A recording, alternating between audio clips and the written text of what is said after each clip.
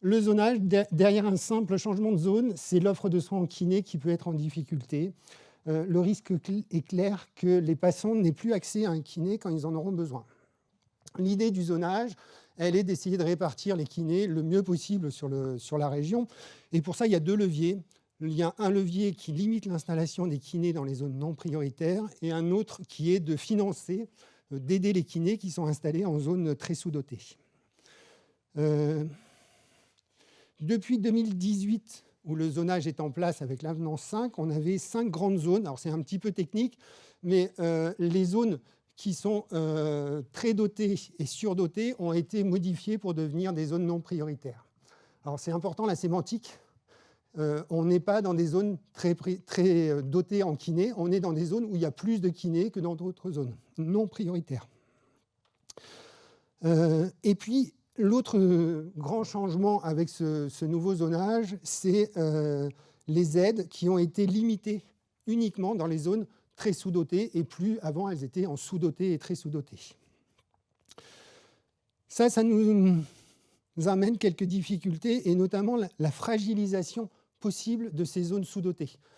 D'autant que l'enquête a bien montré que les kinés qui souhaitaient déménager grâce aux aides étaient plutôt les kinés des zones sous-dotées. Donc on a une zone sous-dotée qui est en difficulté et qui pourrait être à nouveau, enfin en tout cas fragilisée par ce mécanisme. On a aussi en Bretagne des particularités, c'est qu'on est entouré par la mer et donc on a des îles. Et ces îles, elles peuvent être attachées à des bassins de vie qui sont assez dotés et donc on peut avoir des îles sans kinés où on ne peut pas s'installer parce que le bassin de vie duquel ils sont raccrochés est en zone non prioritaire.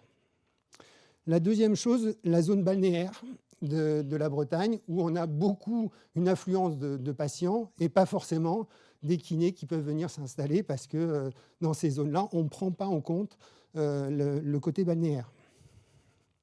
Enfin, on a aussi une perte de confiance des kinés dans les contrats. Les dialogues avec la sécurité sociale nous sont remontés où on voit bien que les kinés même qui peuvent avoir droit à une aide ne la prennent pas de peur d'avoir un indu et d'être obligés de rembourser. Alors, au vu de cette complexité, de la dynamique qui va s'installer, parce que ça va faire bouger les kinés, il nous paraît essentiel que nous puissions suivre de façon régulière ce zonage et le faire évoluer au fur et à mesure du temps. Et effectivement, tous les 2 ans, ça nous paraît tout à fait essentiel, ou en tout cas, on ne peut pas être en dessous de cela. Juste pour information, l'avenant 5 avait été fait sur des chiffres de 2016. Il est mis en 2018 et il a duré jusqu'en 2024. Donc en 2024, on prenait des décisions sur des chiffres de 2016. On voit bien que la dynamique, on n'est plus dans la réalité.